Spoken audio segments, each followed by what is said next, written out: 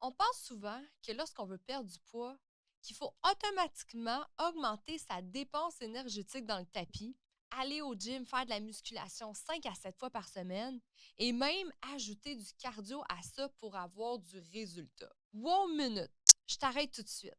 Parce que c'est souvent un problème aperçu chez la femme. On parle ici de surentraînement. Et je trouve qu'on n'en parle pas assez comment la récupération, la revitalisation, le me time doit être mis de l'avant afin qu'une femme puisse perdre du poids sainement. Vous voici dans l'ABC de la perte de poids avec Ali Braggs, naturopathe et coach de vie. Ce podcast est destiné aux femmes trop occupées qui souhaitent perdre du poids avec des trucs simples reliés aux thématiques des 3C, les croyances, les connaissances et les comportements à avoir. Chaque épisode te révélera des astuces simples afin d'arrêter de faire le yo-yo avec la balance et enfin avoir des résultats durables sans acheter des pilules magiques. Let's fucking go, on y va! Salut tout le monde, ici Ali Braggs dans l'épisode numéro 15 et aujourd'hui on va parler d'un comportement à avoir en lien avec la perte de poids qui n'est pas seulement une question de brocoli ou d'entraînement extrême aujourd'hui. Donc, aujourd'hui, je vais vraiment élaborer sur comment il est important d'avoir une bonne récupération, avoir un bon sommeil, aussi prendre des me time. C'est quelque chose qu'on met beaucoup de l'avant avec les clientes dans le Thinky Fit. Comment qu'il faut prendre du temps pour soi, pour déconnecter et pas toujours être dans le go-go-go, toujours être dans la dépense énergétique, très extrême, musculation, cardio, vélo, arts martiaux, peu importe votre façon de bouger. Hein, il y a beaucoup de façons de perdre du poids en bougeant, mais je pense qu'il est important de connaître ses limites et aussi de mettre de l'avant la récupération. Parce que je le sais, on essaye de tout donner. On se dit, bon, c'est le temps, l'été arrive, là, j'ai hâte de mettre mon nouveau bikini. Je ne l'ai jamais mis, c'est un nouveau que j'ai acheté. Puis là, vous avez mis ça comme goal. Mais là, ça te stresse un peu parce que là, tu te mets à t'entraîner comme une malade. T'aimes ça. Mais jusqu'à où ta limite peut aller? C'est ça qui est important de comprendre. Parce que si tu maintiens une routine, disons, pendant une semaine, tu décides que tu commences à t'entraîner 5 fois de la musculation par semaine. Tu dis que le soir, tu vas aller faire des marches en famille. En plus, tu t'es inscrit au yoga. Qu'est-ce que tu dois comprendre? C'est combien de temps tu crois que tu peux maintenir ce mode de vie-là. Parce que la perte de poids, c'est pas une course. Puis c'est ça que j'explique dans ce podcast-là. Et c'est vraiment ma philosophie dans la vie là, quand j'explique aux clientes comment faire pour être en santé et perdre du poids. C'est pas une course. C'est important de créer l'identité d'une femme en santé. Si vous n'avez pas écouté l'épisode numéro 1, pardon, je vous invite à aller la réécouter ou l'écouter pour mieux comprendre. Mais il faut que tu crées une identité de femme en santé, de femme sportive, de femme qui prend soin d'elle. Et ce, dans l'équilibre. Parce que c'est bien beau là, avoir 1000 activités là, dans la semaine. Combien de temps tu penses que tu vas pouvoir maintenir ce mode de vie-là? Et souvent, la réponse est pas longtemps. C'est le fun la première semaine. La deuxième semaine, c'est un peu plus dur. La troisième semaine, souvent, tu dois abandonner après t'avoir mis plein d'objectifs, plein d'hobbies, plein de choses en même temps. Parce que c'est pas raisonnable pour toi et ton style de vie. C'est pas raisonnable pour toi, pour ta famille, ton travail, ton horaire, ça ne fonctionne pas. Et surtout, pour tes capacités physiques. On est super bonnes, les femmes. Là. On est fortes, on a de l'énergie, hein? On est capable. Mais à un moment donné, on pousse la limite un petit peu trop loin, puis c'est là que ça peut créer des dommages. Puis c'est vraiment courant de voir une femme en surentraînement parce que j'en connais beaucoup. Là, les femmes, quand ils commencent avec moi, première évaluation, je lui demande ce qu'elle fait. Souvent, la femme qui a un surplus de poids, c'est pas une femme qui est sédentaire. Rarement. Il y en a que oui, je vous dirais, mais rarement, c'est une femme sédentaire. Mais c'est surtout une femme qui est stressée. Puis j'en parle beaucoup de ça, une femme stressée. On parle d'hypersécrétion d'hormones de stress, de cortisol, d'adrénaline. Mais si la femme, elle est déjà stressée et elle essaie de pousser son corps à un niveau élevé, encore plus élevé dans ses performances physiques. Mais c'est sûr qu'à long terme, tout cet entraînement-là, ça crée une inflammation au corps qui crée un stress oxydatif à long terme dans le corps et qui peut devenir un stress chronique. Donc, c'est super important de le comprendre. Si toi, tu m'écoutes en ce moment, puis tu le sais que tu es une femme stressée, tu as déjà un gros mode de vie selon ton travail, tu es peut-être infirmière, courtière immobilière, tu es maman aussi, tu sais, il y a beaucoup de chapeaux que tu portes. Puis là, tu as envie vraiment de te mettre un défi avant l'été. Ça sert à rien de trop en faire parce que je te jure que tu ne tiendras pas la route. Au contraire, qu'est-ce que ça va faire? C'est que tu vas faire le yo-yo. Tu vas continuer ce que tu as toujours fait. Sûrement, c'est pas la première fois là, que tu essayes, là, si tu m'écoutes. Puis à chaque fois, tu te dis, bon, ça y est, j'ai un vélo, je vais aller faire de la piscine, je vais faire de la muscu, du yoga. Mais tu le vois que ça ne fonctionne pas. Puis là, tu essayes plein de régimes, tu essayes plein d'affaires. Mais en fait, ton problème, c'est que tu ne connais pas ton équilibre. Tu ne connais pas le maintien que tu dois avoir dans ta vie pour avoir des résultats à long terme et ce, équilibrément. C'est très, très important. Tu peux pas mélanger un mode de vie intense avec un entraînement intense. Ça va vraiment te causer trop de problèmes. Trop, trop de problèmes. Et il faut que tu te poses la question combien de temps tu vas pouvoir supporter tout ça. Parce que la perte de poids, c'est pas une course. Tu as toute ta vie là, pour avoir ton corps de rêve. Tu as toute ta vie pour comprendre le plan de match parfait pour toi. Puis il faut que tu fasses de l'essai-erreur. C'est super important. Là. C'est pas parce que tu commences cette semaine que ça va fonctionner aussi. Les clients, je leur dis toujours ça. Essaye de t'entraîner le matin, essaye de t'entraîner le soir. Commence avec 3 fois semaine. Puis ça, c'est important. Très, très important. Nous, par exemple, dans la procédure Thinky Fit, c'est un programme de 3 mois. Puis là, le premier mois, la cliente, elle rentre puis elle dit, ben là, moi, Ali, je veux m'entraîner 5 fois semaine. Je me suis inscrite à du yoga, comme je vous dis, un entraînement extrême que la cliente s'attend à avoir puis à faire. Puis moi, je la ralentis tout de suite. Je dis, hey, là, on a 3 mois. Si on commence super intense, comment veux-tu que j'augmente l'intensité le mois d'après? Comment veux-tu que j'augmente l'intensité le troisième mois après? C'est très important d'y aller par échelon. Tu peux pas y aller d'un extrême d'un coup parce qu'après, on pourra pas aller plus extrême que ça. On pourra pas activer encore plus la machine. Et c'est souvent pour ça que les femmes, ils plafonnent. Ils vont d'un extrême à l'autre. C'est pour ça qu'il faut faire des petits changements à petits pas. Et de plus en plus qu'on fait des petits changements, on met ça un peu plus dur, un peu plus long, un peu plus souvent. C'est là qu'à long terme, il y a du résultat et ça reste durable. Si du jour au lendemain, si tu t'entraînes une fois, puis là, tu veux te remettre en forme pour l'été, puis là, tu dis, OK, je m'entraîne 5 fois, puis je fais du vélo, puis je fais du yoga, oublie ça, ça ne fonctionnera pas. Je te jure que dans 2 mois, tu vas brailler, puis tu vas dire que tout ça, c'est de la merde, puis tu vas créer une mauvaise relation avec ton corps, avec ta santé et des mauvais souvenirs aussi. Tu n'aimeras pas ça prendre soin de toi. Tu vas juste croire, en fait, que tu es une femme qui n'aime pas ça s'entraîner, qui n'aime pas ça bouger, qui n'aime pas ça bien manger. Mais en fait, c'est parce que tu es allé tellement extrême, puis c'est pour ça que, dans le fond, tu n'aimes pas ça. Hein? C'est très, très normal si tu fais toujours ces erreurs-là. Donc, c'est super important de faire les bons choix. Ce podcast-là aujourd'hui, cet épisode-là aujourd'hui est très important à écouter parce que si vous poussez trop la limite, c'est là que vous pouvez avoir des conséquences face à ça. Il y a des femmes qui tombent en burn-out, en dépression. Les blessures aussi, c'est souvent courant. Et les personnes qui s'entraînent trop, là, combien de femmes là, que j'ai connues qui se blessaient? Donc, parce qu'ils ne prenaient pas assez de récupération entre les entraînements ou leur charge d'entraînement était beaucoup trop élevée pour leur capacité. Fait qu'ils faisaient des trainings qu'ils ont vus sur Instagram ou des challenges de fesses ou des challenges de je sais pas quoi, puis ils se sont mis là-dedans, puis après 2 semaines, ils étaient blessés, puis ils voulaient arrêter. C'est courant, ça. Il faut faire attention. Il faut y aller une étape à la fois et surtout un entraînement adapté à sa capacité. Et aussi, qu'est-ce que ça peut développer? C'est une écœurantite aiguë, comme je viens d'expliquer. Par la suite, vous pouvez développer une mauvaise relation avec vous-même, même dans votre cercle social, la famille, le travail, parce que c'est sûr que si vous êtes en surentraînement, vous allez être fatigué, vous allez être blessé, vous allez être stressé, vous allez manquer de temps pour les autres aussi. Fait qu'il y a beaucoup de conséquences, vous voyez, qui sont reliées à ça juste à cause d'un surentraînement. Fait qu'il faut prendre ça au sérieux. Par contre, si toi, tu es une femme en ce moment qui m'écoute puis qui est déjà habituée de s'entraîner 5 fois semaine, qui connaît déjà son intensité, mais je te baisserai pas à 3 fois par semaine. Là. Je veux juste te le dire. Là, si toi, tu es déjà habitué de beaucoup bouger, moi, j'y regarderais plutôt sur la, en fait, sur la grosseur de ton entraînement, en fait. Peut-être voir plus ça, aller chercher un entraînement plus adapté à toi si tu as un plateau face à ça.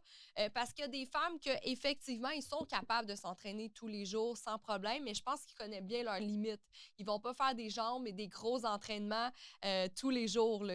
Moi, par exemple, je vais au gym tous les jours, mais c'est vraiment pour me créer l'habitude et garder l'habitude que je suis une femme en santé et que je me lève le matin, je m'en vais au gym. Donc, je vous jure, des fois, je vais au gym 15 minutes m'entraîner, mais je vais juste, exemple, m'étirer ou faire un petit cardio, par exemple. Donc, ça ne sera pas une grosse charge. Donc, oui, moi, je vais au gym tous les jours, mais c'est pas pour faire des entraînements de malade mental parce que du surentraînement, j'en ai déjà vécu et c'est long à récupérer par la suite. Les blessures sont longues. Sûrement que ça vous est peut-être déjà arrivé, là, une blessure au dos, aux épaules ou peu importe, aux genoux. C'est long là, à récupérer. Donc, c'est pour ça qu'il ne faut pas pousser la limite et reconnaître notre corps, reconnaître les symptômes qui peuvent avoir reliés à ça, puis arrêter la machine avant que ça l'arrive. En fait, c'est très, très important. Donc, je peux vous donner des petits trucs. C'est des trucs très généraux là, que vous pouvez prendre afin de relaxer aussi. Là, je parlais beaucoup de surentraînement, mais j'ai envie de développer un peu plus sur la gestion du stress aussi. C'est très, très important qu'il faut bloquer à l'horaire des me-time. Puis moi, je le fais avec les clientes. Là. Dans leur grille d'objectifs, je leur demande leur me-time. Donc, un me-time, qu'est-ce que c'est? C'est du temps pour soi tout seul. Donc, c'est très important d'avoir ça dans son horaire toutes les semaines, au moins une fois par semaine. Donc, on n'inclut pas l'entraînement là-dedans, oui, parce que je sais que c'est un me-time, mais c'est vraiment un moment pour vous, pour toi, pour récupérer. Donc, c'est très important pour se faire du bien. Donc, me-time, ça pourrait lire, prendre un bain, par exemple, aller marcher toute seule. Je pense qu'on est tous différents dans nos me-time. Peut-être se faire les ongles aussi, se faire un facial à la maison soi-même, naturel. Moi, j'aime bien faire des faciales avec du blanc d'œuf. Je vous donnerai la recette un jour.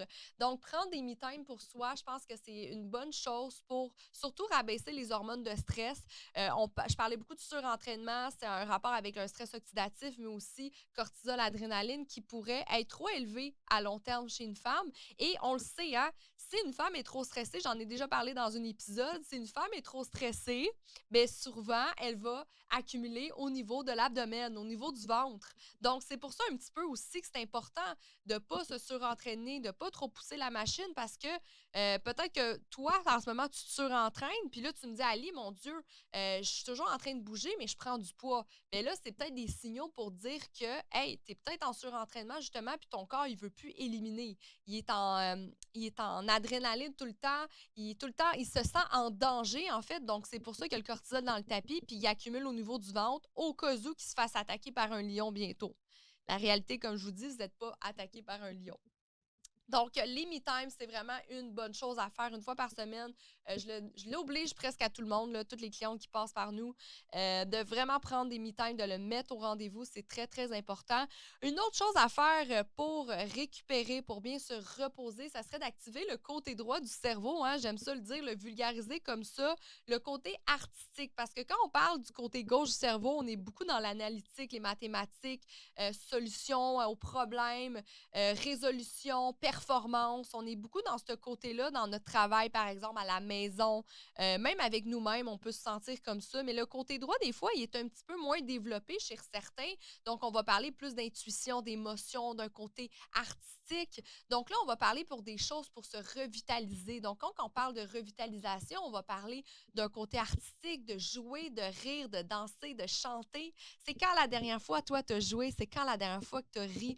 C'est tellement important ça parce que même si on est des adultes, c'est une chose primordiale à faire, à mettre à l'horaire, bien avant de faire 7 entraînements de musculation par semaine, là, enlève-en un, puis va jouer à la place dehors avec tes enfants, avec tes amis, ris. Moi, j'ai acheté une Switch avec mon chum, on joue tout le temps, on a tellement du fun, c'est tellement plaisant. C'est quelque chose de très, très important à faire, des jeux de société aussi, des casse-têtes, c'est plein de choses que vous pouvez faire. Des mandalas aussi. Moi, j'ai commencé à faire ça, des mandalas, de la peinture, parce que moi, j'étais quelqu'un de tellement. Oui, je suis quelqu'un de stressé, stressée dans la vie, puis c'est bon parce que c'est ce qui fait que je suis là aujourd'hui, mais j'ai su gérer mon stress. Et comment j'ai su gérer mon stress? C'est avec des trucs comme ça. Donc, je me suis mis au mandala, puis un peu à la peinture aussi, parce que j'étais toujours dans mon quotidien, dans la performance, dans l'excellence, pas dans l'apparence, mais de toujours faire des choses pour m'améliorer. Et à un moment donné, c'est super, mais ça vient nous drainer.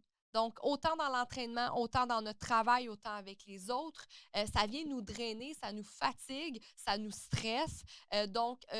Côté gauche du cerveau, comme je dis. Donc, aller travailler sur ton côté-là, ce côté artistique-là, c'est quelque chose qui me manquait énormément. Et depuis que je fais des mandalas et de la peinture tous les jours, même jouer, comme je vous dis, des cassettes, j'en fais les matins aussi avec mon conjoint, ça m'aide énormément pour la récupération, justement, la gestion de mon cortisol.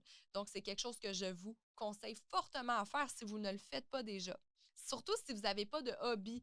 Moi, comme je vous dis, j'avais pas de côté artistique, j'ai pas tant de hobby à part le gym. Je me suis mis à la boxe aussi, je trouve ça super, mais encore une fois, c'est pas une récupération, la boxe, c'est une autre forme de sport et j'adore ça. Donc, c'est des choses que je vous propose. Bon, bien sûr aussi, repos. Donc, quand on va parler de gestion de stress, on va parler de repos, le spa, massage. Je vous invite à vous en faire aussi. C'est très important. Aller en nature aussi, de la méditation, c'est super bon si vous êtes capable d'en faire. De la méditation active que moi je fais. Donc, la méditation active, c'est en marchant dehors dans la forêt. Moi, c'était dans la jungle quand j'étais en République dominicaine. C'est des choses qui peuvent énormément vous aider aussi pour la récupération, la gestion de votre stress. Encore une fois, je vous dis tout ça parce que c'est en lien avec votre perte de poids. Si vous n'avez aucune gestion de votre stress, vous allez prendre du poids. Donc, c'est très, très important de mettre ça en avant, contrairement à l'entraînement. Très important. Une autre chose super importante qu'on montre dans le programme que j'adore, c'est la cohérence cardiaque. Je ne sais pas si vous connaissez ça. Pour les personnes qui sont moins fans de la méditation, moi, ça a été vraiment une chose très, très, très c'était primordial pour moi de l'essayer et maintenant, je ne peux pas m'en passer. Je vous dirais que je le fais 1 à 2 fois par jour. Donc, la cohérence cardiaque, c'est tout simplement une respiration. Ça aide en fait à l'équilibre du système nerveux autonome. On parle du système nerveux sympathique et parasympathique. Donc, exemple, le système nerveux sympathique, ça s'active quand il y a une réponse au stress. Donc, le but, c'est de rebalancer ces deux systèmes-là afin d'avoir un bon équilibre dans le corps. Donc, personnellement, j'utilise avec les clientes l'application Respirotech. Donc, Respirotec, pardon, Respirotech. Donc, c'est plein de sortes de respiration. Et moi, j'utilise beaucoup la 5-5 pour l'équilibre. Vous allez voir qu'il y en a pour la relaxation, il y en a pour les enfants aussi. Donc, c'est une respiration très simple. En fait, peut-être que vous connaissez ça avec une bulle qui monte et une bulle qui descend, tout simplement. Donc, quand la bulle monte, vous inspirez et quand la bulle descend, vous expirez. Vous le faites par le nez. Puis, c'est vraiment génial parce que vous n'allez pas le sentir tout d'un coup. C'est comme un peu un muscle, il faut le pratiquer, mais vous allez voir une belle équilibre par la suite, comme je vous dis, du système nerveux autonome. Vous n'allez pas le voir, mais à un moment donné, vous allez le sentir. Moi, je me suis beaucoup réglé mes problèmes d'anxiété avec ça et j'adore le faire le matin au réveil et aussi le soir avant de me coucher. Donc, c'est quelque chose qui m'aide énormément. Ça m'aide à récupérer aussi. Des fois, je vais m'en faire une autre dans la journée quand je ne vais pas m'entraîner. Donc, suivi avec de l'étirement, très important. Donc, c'est des petites routines que je me suis éduquée à faire dans mon quotidien qui m'a beaucoup aidé, pardon, pour ma récupération suite à mon surentraînement. Tu sais, si je peux faire une petite parenthèse, j'ai fait du fitness pendant 4 ans, des compétitions de fitness. J'étais beaucoup dans la performance et je me suis maganée. Excusez du terme, là, s'il y a des Français qui m'écoutent en ce moment. Mais je me suis vraiment brûlée avec ce genre de sport, le fitness. Ça a été très le fun à faire, mais je vous dirais que mon corps n'a pas bien supporté tout ça pendant 4 ans. Quand j'ai arrêté, j'ai eu un gros déséquilibre, un gros burn-out, une grosse dépression. Et c'est ce genre de choses qu'il a fallu que je fasse par la suite et calmer l'entraînement. C'est ce qui a fait aujourd'hui que j'ai mon poids santé, j'ai une taille de guêpe. C'est ce qui fait que mes clientes perdent du poids parce qu'on va mettre beaucoup de l'avant la récupération et les gens sont vraiment étonnés quand on en parle aussi sérieusement que non, quand vous rentrez avec nous dans le programme, vous n'êtes pas dans un programme de fitness, vous allez voir que vous êtes dans un programme pour rééquilibrer votre vie. D'autres petits conseils aussi que je peux vous donner, bien sûr, le sommeil, la récupération, on parle de sommeil, dormir 7 à 8 heures par nuit afin d'avoir des bons cycles de sommeil. Les cycles de sommeil sont environ environ 1 heure et demie. Je pourrais faire un épisode si vous voulez là-dessus sur le sommeil. C'est quelque chose de très important qu'il faut aller en sommeil profond pour bien récupérer. Très important pour les muscles aussi. Donc, c'est peut-être un sujet que je pourrais plus élaborer si vous voulez. C'est quelque chose qui me passionne beaucoup, le sommeil, parce que j'ai tellement pas dormi pendant des années suite à mes consommations de cocaïne et d'amphétamines. Donc, quand j'ai arrêté ou que j'ai commencé à penser à arrêter, j'ai plus étudié le sommeil et c'est incroyable comment ça m'a réveillé des cloches en me disant que je ne pouvais plus continuer comme ça à faire des nuits blanches, sinon ça allait me tuer à petit feu. Aussi, ben finalement, le dernier conseil que je peux vous donner afin d'avoir une bonne récupération, mais ça serait de vivre en pleine conscience. Donc, c'est un sujet super intéressant, le vivre en pleine conscience. On va parler de moment présent, c'est d'utiliser tous ses sens, en fait. Quand on fait une action ou quand vous faites quelque chose, moi, les moments présents, pleine conscience, je les fais tous les matins en faisant mon journaling. Donc, qu'est-ce que c'est? C'est de réveiller ses sens à tout coup. Donc, le toucher, les oreilles, le sentir, le goût, la vue. Donc, c'est d'essayer d'aller réveiller tous ces sens et vivre le moment présent. C'est de faire une chose à la fois, c'est d'être consciente de son corps, consciente de ses émotions. C'est quelque chose de super bon à faire, à pratiquer. Je pense que ça nous met dans une bonne état d'âme. C'est des choses qu'il faut faire tous les jours, justement, et pas être sur l'autopilote. Un autre sujet que je pourrais élaborer aussi, l'autopilote, parce que oui, l'autopilote est super pratique lorsqu'on parle d'habitude d'aller au gym, d'habitude de se brosser les dents. Mais si dans votre quotidien, vous êtes toujours sur l'autopilote, vous allez voir que les mois passent très, très vite et même les années, puis vous vous rendez compte que vous avez passé à côté de votre vie puis qu'il n'y a rien qui a changé. Ça, c'est parce que vous ne vous vivez pas en pleine conscience. Donc, faire ce genre d'exercice-là, d'être en pleine conscience, exemple, si vous faites de la méditation active dans la forêt, ou dans la jungle, si vous avez la chance, ben, d'aller toucher les arbres, marcher pieds nus par terre aussi, bien respirer, sentir le vent sur sa peau. Donc, toutes des choses comme ça qui peuvent vous mettre dans le moment présent et ça va énormément vous aider à la récupération, à la gestion de votre stress. Donc, c'est des choses que j'adore faire. Par exemple, écrire de la main gauche si vous êtes droitière, c'est des choses à faire aussi. Ça va vous mettre en pleine conscience à la moment présent. Se brosser les dents de la main gauche si vous êtes droitière aussi. Vous allez voir comment vous allez être concentré à brosser votre dent, contrairement le matin si vous êtes pressé de la main droite. Donc, c'est tous des petits trucs comme ça à faire dans son quotidien. Et je vous jure que si vous faites ça, je vous le jure que ça va vous aider à perdre du poids. Ça a l'air fou comme ça, mais c'est un sujet qu'on ne parle pas assez. Il faut relaxer, il faut récupérer, il faut avoir des me-time, des temps de pause afin de par la suite mieux pousser parce que c'est sûr que si vous prenez plus de pauses aussi, vos entraînements sont encore meilleurs, là. Moi, c'est pas pour rien là, que je fais des hip thrusts, du relevé du bassin à presque 300 livres. C'est parce que je priorise ma récupération entre chaque entraînement pour vraiment mieux pousser par la suite. Donc, c'est ce qui fait que j'ai les résultats que je veux avoir et je vous le dis, vous allez avoir une meilleure perte du poids.